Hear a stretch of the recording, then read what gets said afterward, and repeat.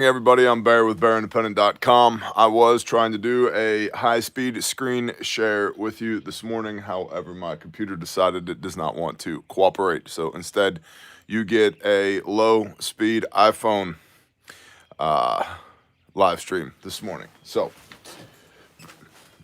be it.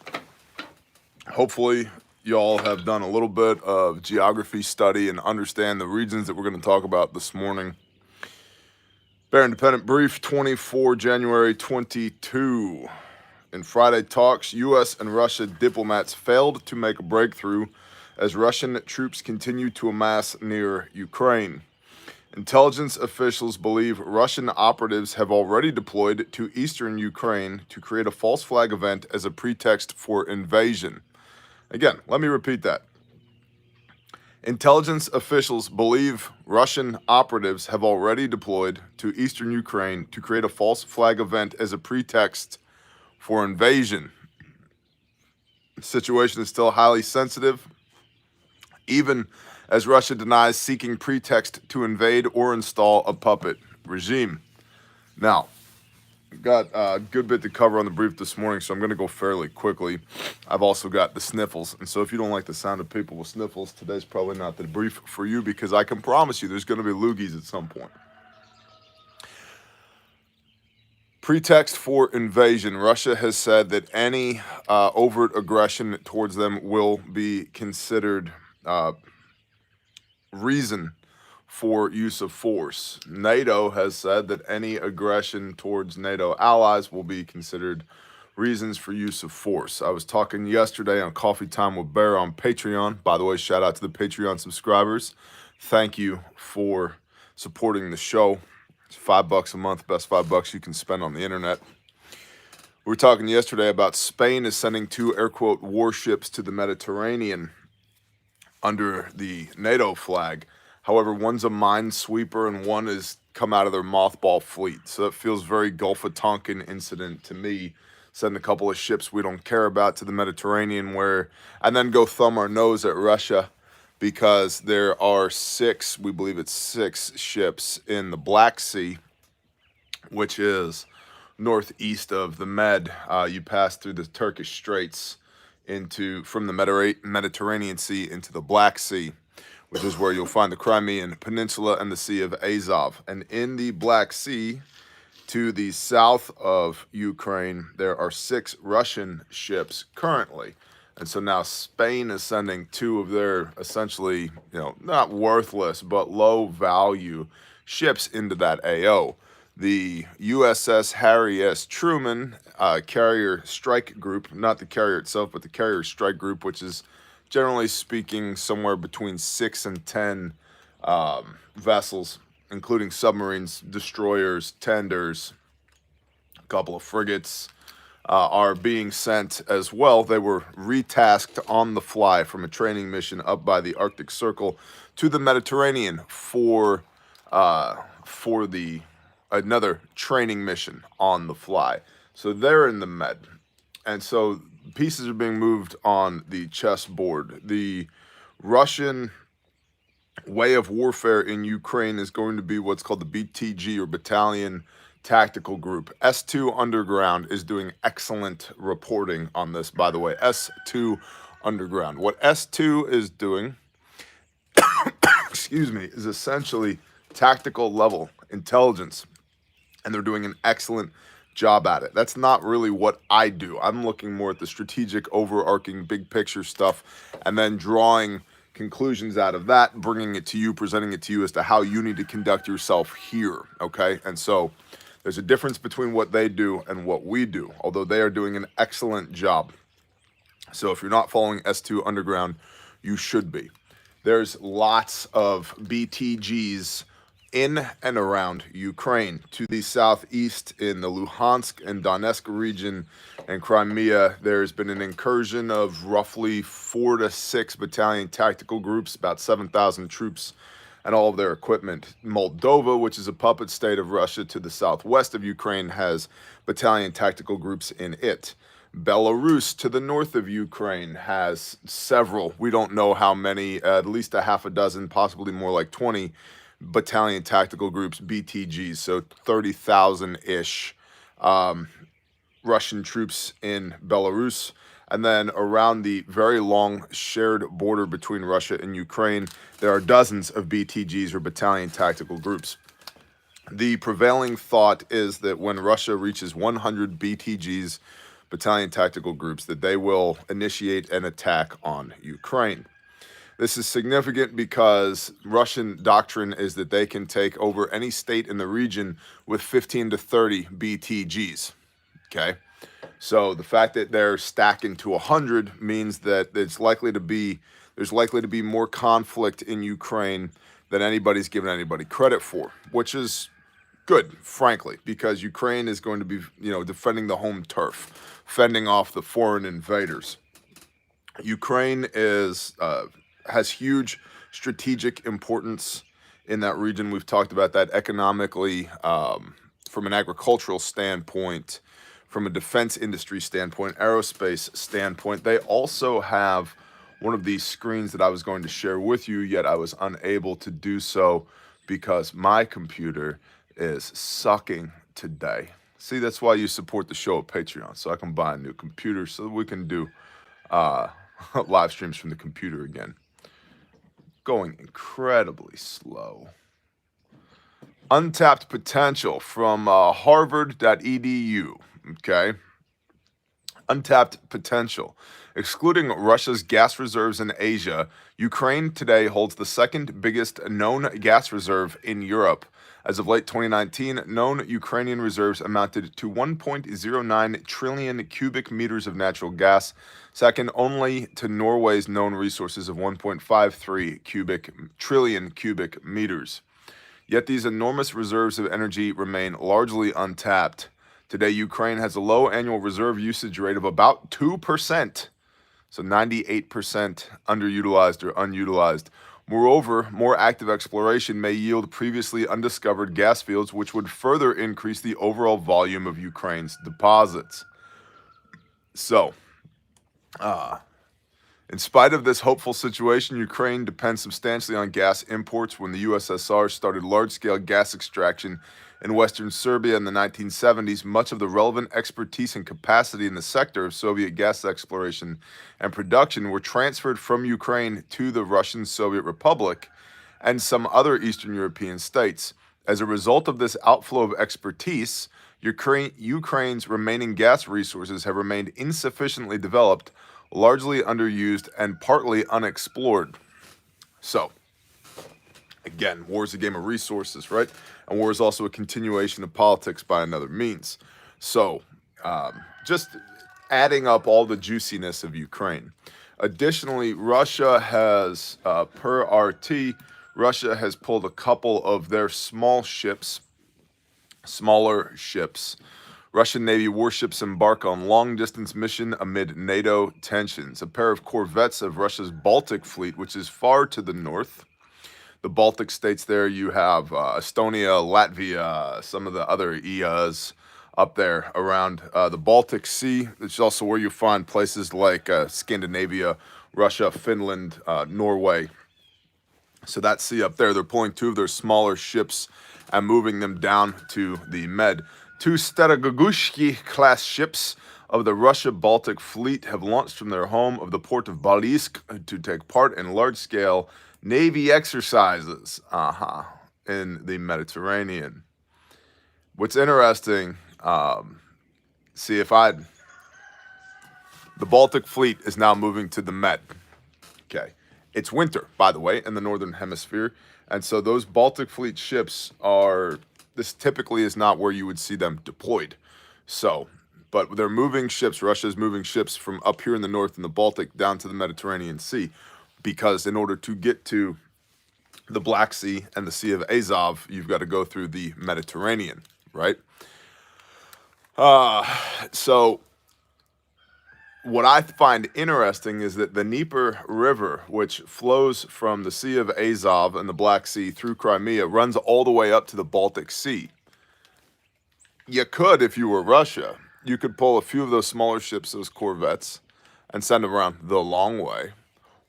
Or, shock and awe time, just come straight through from the Baltic down the river, because one of the things we've talked about is if the limit of advance for Russia in Ukraine, and I'm not saying they would do this, but man, it would be interesting.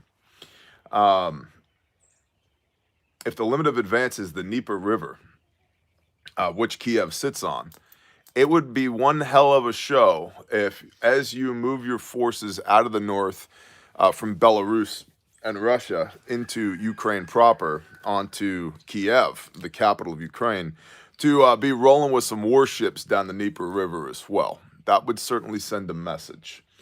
Also, there's firepower considerations there. There's command and control considerations there as well. So something to be aware of. I think the whole thing, that part of the pieces that are being moved on the chessboard are being done deliberately to create something similar to a Gulf of Tonkin incident. If you're unfamiliar with that, that was the onus for the U.S. involvement in the Vietnam War. You can do your own research on that, but it's a false flag operation. It gives you the political support and the talking points you need in order to be able to go to war. And I think that's what we're seeing with these Spanish ships that are coming, with these Russian corvettes that are being moved, with the operatives that are already in eastern Ukraine, the Luhansk and Donetsk regions. That would be a sitting duck in a river. Not if you controlled everything around that. And see, because a big part of that with those smaller ships, remember after 9/11, there were warships in the Hudson River. And the reason there were warships in the Hudson River was because of air power superiority, right? If you control the skies and you control the ground all around it, line of sight everywhere, yeah, you can certainly put warships in a river. I've seen it done. So I'm not saying right off the bat it's the best move, because yeah, you're right. You can take those ships out about that quick if it's not part of a combined arms effort. But if it is, yeah, it's just one more element. And it's a big middle finger to Ukraine. So moving on. Secretary of State Antony Blinken told CNN if a single additional Russian force goes into Ukraine in an aggressive way, so I guess if they're on vacation, it's fine. But if it's in an aggressive way, as I said, that would trigger a swift and severe and united response from us and from Europe, end quote.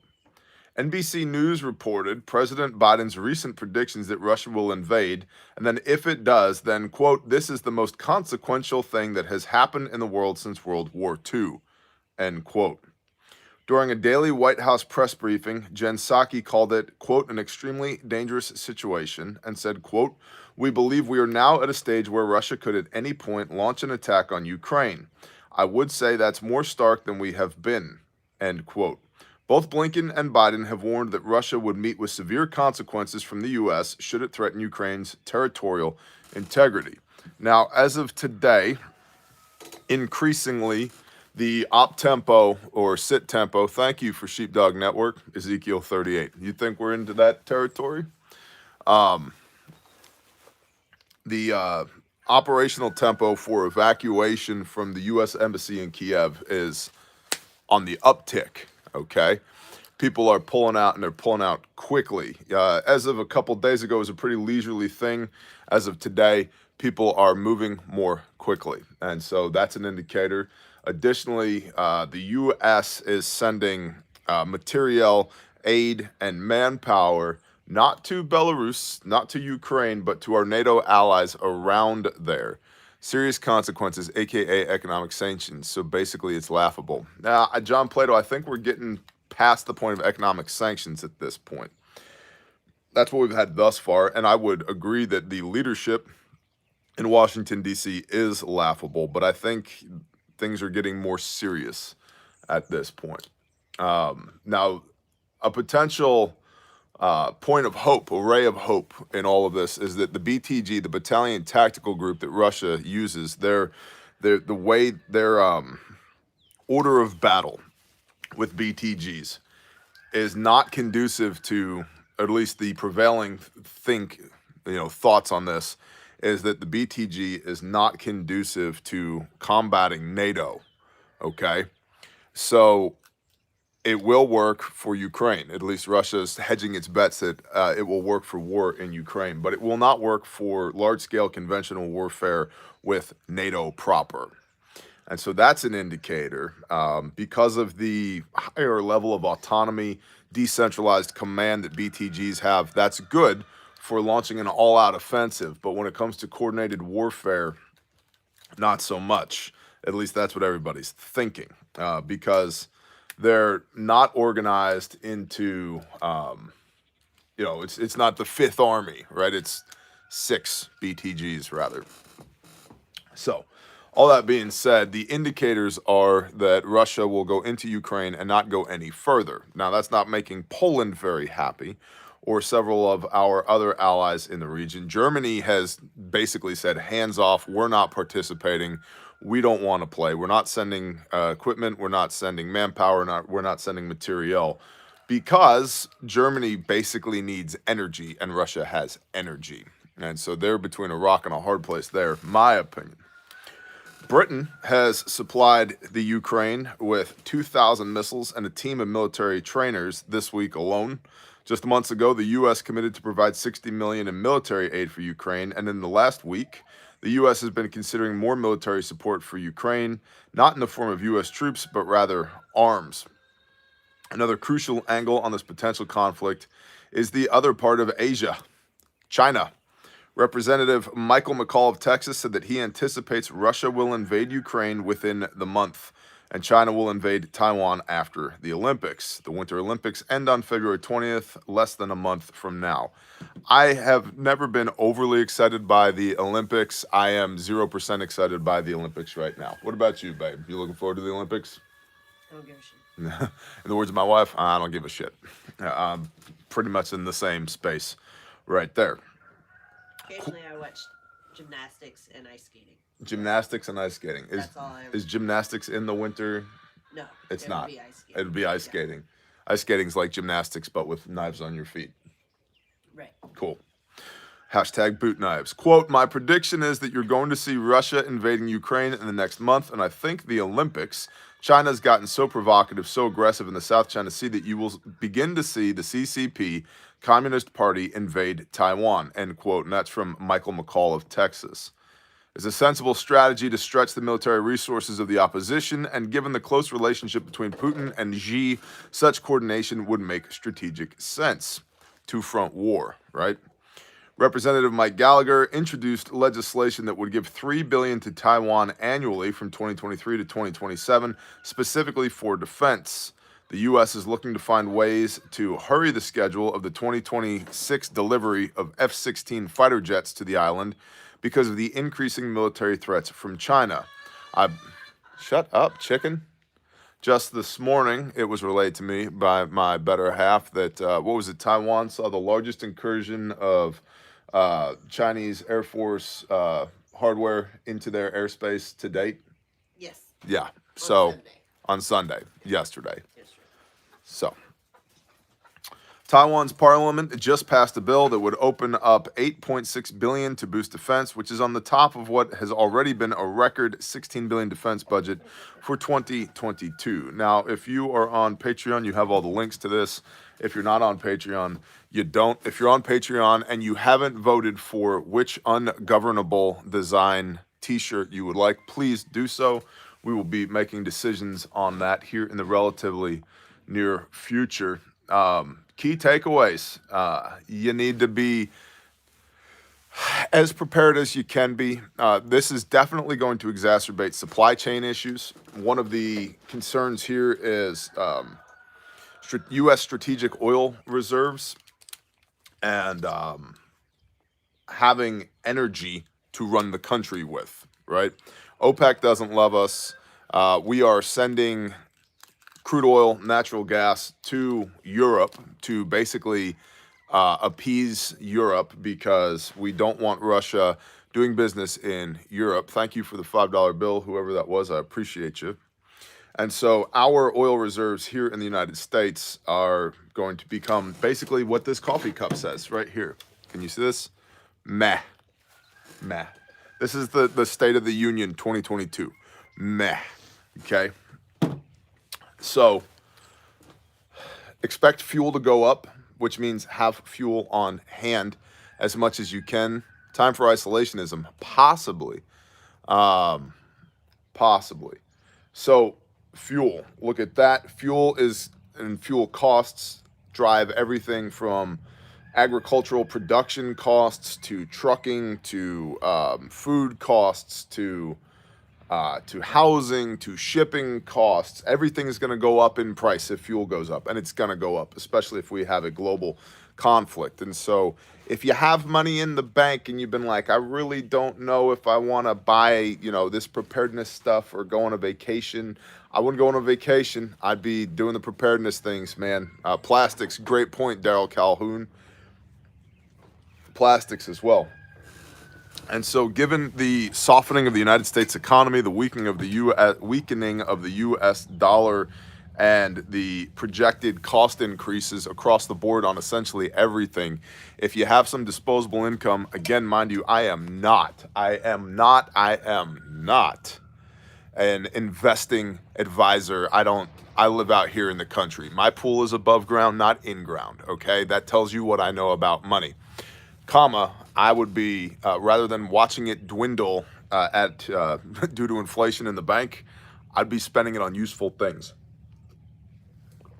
Whether those useful things are strategic relocation or hardware or training, and training's huge. Most of y'all miss training, but training or chickens or fence or putting meat in the freezer or solar panels or rainwater catchment or a pitcher pump backup for your well or duct tape, says Stacy Lynn, or duct tape. That's good. You could order a pallet of duct tape. That would be a wise investment. You could be the duct tape lady in your post-apocalyptic swap meet. That'd be great. Be great. It's good stuff. You can do all kinds of useful things. You could start a YouTube duct tape channel, make $1 bazillion. It's awesome. Good job. So basically, if you have disposable income, I would dispose of it now. That's something that I would look at. And then I believe it's Pastor Joe coined the phrase that basic preparedness covers a myriad of potential issues, and he is correct. So do the things, people. Absolutely do the things. We are at Refuge Medical up to 31 lives saved. 31 lives saved. Is Refuge coming to Central South Texas anytime soon? You mean like the joint training op in Waco, Texas we're doing with Carl from Tactical Rifleman? You mean like that? That's up at refugetraining.com right now, John Plato? Is that what you're talking about? Does that mean you wanna hang out with me and Carl and my training staff and his training staff and learn how to shoot guns and fix bullet holes in people like that in Waco, Texas? Is that what you mean? Because that's already up there.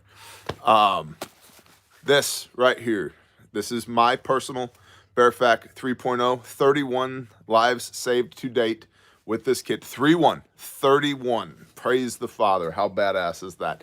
By the way, this purpose-built, made in America, guaranteed forever kit costs the same as the bullshit MyMedic Advanced FAC first aid kit, okay? It's the same price, and theirs is made in China, and ours is made here. And theirs doesn't even have a tourniquet in it, and this one has 2 in it, okay? Cot Lumber, Mark O'Connor. Cot Lumber, bless you, brother. Listen, you got to buy your lumber. You might as well buy your lumber from cotlumber.com. I love the guys at Cot Lumber. They love me for some strange reason. It's a match made in heaven. So Justin said, I was driving down the road and witnessed a head-on collision of a drunk driver and a woman and her 15-year-old son. It was pretty brutal. I had 2 Refuge Medical IFACs that were given to me for Christmas. One was on my battle belt in the truck, and the truck that I was in when I witnessed the accident, I think he did talk to text. It's a little choppy.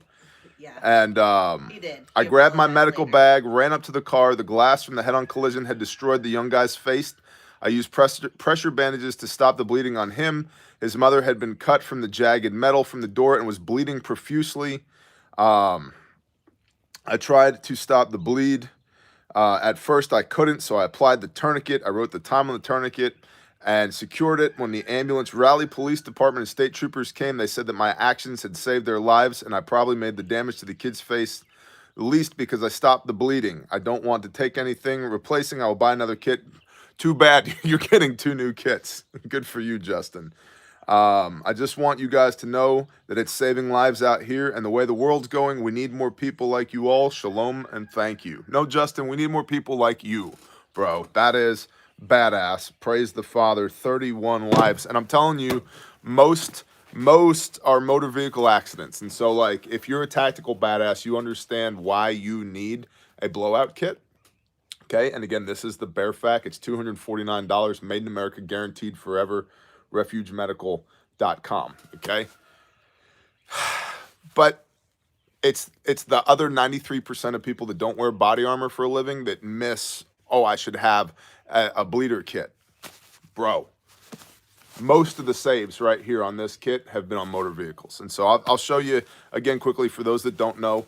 This comes in all the colors. It comes in red and OD green and gray and black and Marpat woodland and coyote tan and multicam and other colors that I'm forgetting right now. Okay, and this can molly onto your kit or your headrest or your pack. I keep mine in my ruck, and in fact, you can see how it's got this shmoo on the top of it. That's because my little cup right here that I drink coffee in at the fire sits on top of it in my pack like so, and so that's where the shmoo comes from. And I really don't care about the shmoo because the outside pouch is designed for the portability and durability. This is ballistic nylon. So you pop this open, you grab the red handle, and you pull, and then you pop this open, and then we've got our tourniquet, our pressure bandage, our tape, our gloves, our Sharpie. In the back down here, we've got our stack, our 2 high-fin chest seals. You see that? That's another set of shears popping out. Nasal pharyngeal airway, 2 5x9 gauze pads, a burn tech dressing in the back right here. This is, again, is the updated 3.0 pattern. Down here, we've got our quick clot rolled gauze for wound packing, quick clot. And then in here, we've got our package for everything else. This has our Mylar blanket, our rolled gauze, our triangle bandage, compressed gauze, eye shield, small gauze, fold flat duct tape, everything else. And we've had people ask, you can, if you click the box on the kit, you can add a 14 gauge catheter for needle decompression on the website. So that's the bare fact. 3.0 pattern, made in America. See that right there? Made in America, guaranteed forever. And if you use this kit to save somebody's life, I will replace the contents at no cost. At no cost, because I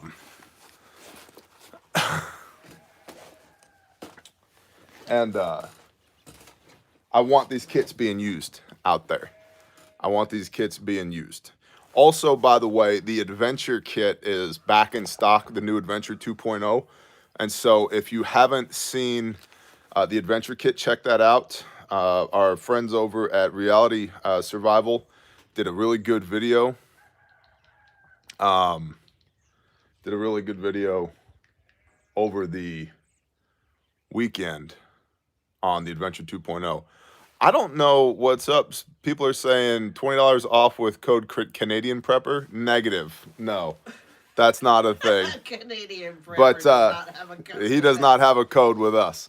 That being said, you can. He won't even talk to us. Yeah, he won't even return my emails. That being said, you can and should use promo code BearNation.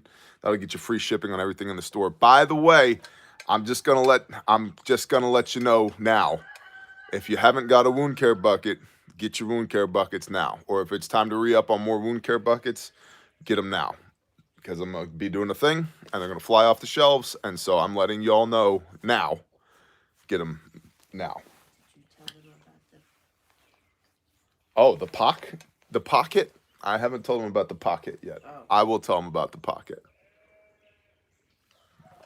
Not now, though. I'll tell you about it some other time. So, and refuge training. Lots of new dates and awesome dates going up. Joint training with Rex and Saw, Taborosaurus Rex, and us in South Dakota or North Dakota, one of the Dakotas, right? So we've got that coming up for your Rex Armed Retainer class, long-range shooting, and tactical medical from Refuge Training. We've got joint ops coming up with Carl at Tactical Rifleman in Waco, Texas. So check that out. We've got several essential responder classes coming up. And the essential responder is a 2-day class that we do. It's Stop the Bleed, CPR, AED, and then TCCC with force-on-force training, which is tactical combat casualty care the second day with blue guns, and it's incredible. It's an absolutely awesome training. We've had people that have qualified combat lifesaver multiple times, people that have taken multiple TCCC classes. We've had people that own other training groups come take our essential responder, and everybody said, this is the best freaking class I've ever taken. It's awesome. And it's scenario based. You work at your own pace. And so if you're a 65-year-old grandpa, we got you. If you're a 25-year-old PT stud, we've got you. If you're an 80-year-old woman, we've had 80-year-old women in the class, we got you. If you're a stay-at-home mom or a school principal, we got you. Or a truck driver, whatever, small business owner, we've had all these people in the class. You work at your own pace. But you're going to be working, man. Problem solving under stress, using your equipment to build the automaticity while shooting and getting shot at with blue guns. It's the bomb. It's awesome. And so that's in the store at Refuge Training as well. And if you need to get your basic reps in for Stop the Bleed, like how do I use a tourniquet? How do I pack a wound? How do I apply a pressure bandage? How do I use chest seals? How do I use a nasal pharyngeal airway? What are the signs of shock? This is our basic 4-hour class, which greatly outweighs the Stop the Bleed curriculum. Stop the Bleed is a national 2-hour curriculum. This is a 4-hour curriculum, which is essentially a 16-hour combat lifesaver course compressed into 4 hours. That's our entry-level class. That's what we call our level 1, and you can find that at Refuge Training as well. Sean Penrod says, I like your wound care bucket. I appreciate that, homie. You should get some now. That's all I'm going to say, because I'm going to do a thing, and they're going to fly off the shelves, man. So, a word to the Bear Nation. I appreciate y'all. Make sure you're using promo code Bear Nation. That gets you your free shipping on all of that. And thank you for supporting our small businesses. This is how we are able to do what we do. It's not about building an empire that I can take over the world with. It's about feeding the people that we love and saving people's lives. 31 lives saved to date. Refuge Medical, we've been officially in business, will be 2 years in February, I think. I think it'll be 2 years in February. So in 2 years, 31 lives saved that we know of. That's incredible. Deployed on 4 continents with all branches of the U.S. Armed Forces electively, because the Bear FAC is considerably better than what's being issued to them. And I just appreciate y'all. You're completely badass. Another way you can help support the show is obviously Patreon. Shout out to all of our patrons. And you can find us there. Just go to patreon.com, search for Bear Independent. You'll find us. And it's not just like a I love me, so you should love me too page. There's over 2,000 exclusive videos at Patreon.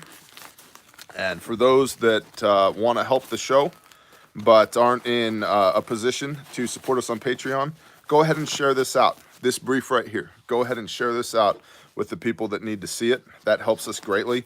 Tell people about it. And really what we're trying to do here is teach people how to be more prepared. Teach people how to be in a better position that as things get screwy, whether they're political in the United States of America, or they're political on the world stage, or they're supply chain related, which leads to food scarcity and a lack of fuel, or there's a legitimate pandemic or war or civil unrest, or whatever the issue may be, whatever that issue is, we want people to be more prepared, better prepared than they would have been otherwise. And so you can help us do that. You can become a member of the Bear Nation by supporting the show either at Refuge Medical, Refuge Training, Patreon. Like and subscribe, share it out, let everybody know. And with that, I bid you a fair day. I appreciate y'all. Hey, we got the sniffles, so if you could keep us in your prayers, that would be great. I much appreciate it. And I'm going to do some resting today. Bless y'all. Shalom.